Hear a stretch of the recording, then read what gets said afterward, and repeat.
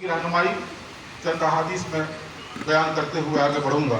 پیغمبر فرماتے ہیں کہ تم میں کا سب سے بہترین شخص ازرو ایمان کے وہ ہے، ایمان کے اعتبار سے سب سے اعلیٰ اور سب سے کامل انسان وہ ہے جو اخلاق کے اعتبار سے سب سے اعلیٰ اور سب سے کامل ہے۔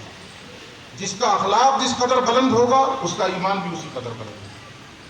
بلکہ ہم نے اپنی خانقاہ میں تو یہاں تک سنا، حضرت علامہ ضیاء الرحمن صاحب قبلہ تشریف فرما ہے، ان کی بھی زبانی اور دیگر اپنے احباب کی زبانی، یا دین کلہ الخلق فمن زاد علیک بالخلق زاد علیک بالدین۔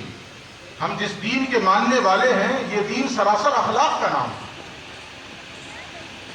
یہ دین سراسر موریلٹی کا نام ہے، گڈ بیہیویئر کا نام ہے۔ اور کہا گیا کیا، تم میں سے جس کے اخلاق جس قدر اعلیٰ ہوں گے وہ اسی قدر دیندار ہوگا۔ اس پر زور دینے کی ضرورت ہے کہ ہم نے دینداری کے جو پیمانے متعین کر رکھے ہیں وہ ہمارے خود ساختہ پیمانے ہیں۔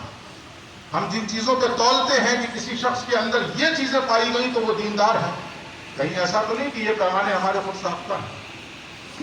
جو تولنے کا پیمانہ ہونا چاہیے وہ یہ کہ یہ دیکھا جائے کہ کس کے اخلاق کس قدر بلند ہیں۔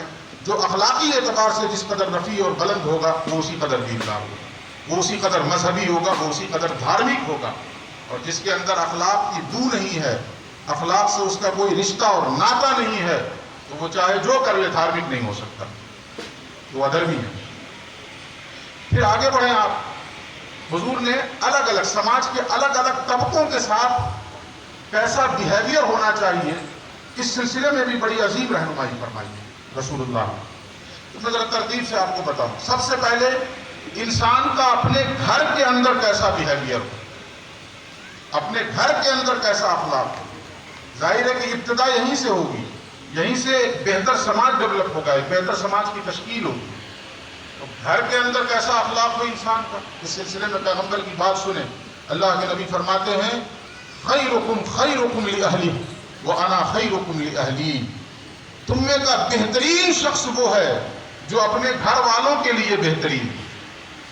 تم میں کا بہترین انسان وہ ہے جو اپنی اہل و عیال کے لیے بہترین ہے، اپنے بیوی بچوں کے لیے بہترین ہے۔ اور آگے پیغمبر فرماتے ہیں خود مجھے دیکھو کہ میں اپنے گھر والوں کے لیے تم میں سب سے زیادہ بہتر ہوں، سب سے زیادہ اعلیٰ ہوں، سب سے زیادہ افضل ہوں۔ آج ہم اپنے رویوں کا جائزہ لیں اور پیغمبر کے اس فرمان کی روشنی میں اس آئینے میں اپنا چہرہ دیکھنے کی کوشش کریں تو ہمارے اخلاق و کردار کی گواہی باہر والے خوب دے رہے ہیں، لیکن ہمارے اسی اخلاق اور کردار سے ہمارے گھر والے مطمئن نہیں ہیں، ہمارے بیوی بچے نالاں ہیں، وہ شکایت کرتے ہوئے نظر آ رہے ہیں۔ تو یہ اخلاق کسی کام کا نہیں ہے کہ باہر والوں کو تو ہم نے بڑا مطمئن کیا ہے اور گھر والے خود شکایت کر رہے ہیں، گھر والے خود نالاں ہیں۔ تو ابتدا تو یہاں سے ہونی ہے۔ پیغمبر فرماتے ہیں تم میں کا سب سے بہترین شخص وہ ہے جو اپنے بیوی بچوں کے لیے بہترین ہے، اور میں خود اپنے بیوی بچوں کے لیے بہترین ہوں۔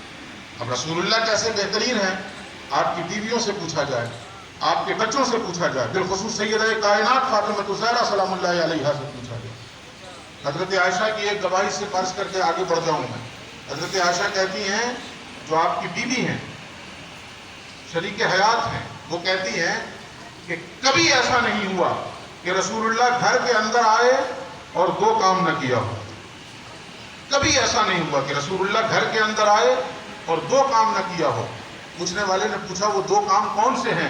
تو حضرت عائشہ کہتی ہیں ایک یہ کہ جب بھی آپ گھر کے اندر آئے تو آپ کے چہرے پر مسکراہٹ رہی، اور دوسری چیز یہ کہ جب بھی آپ گھر کے اندر آئے تو سبقت کرتے ہوئے آپ نے پہلے سلام کیا۔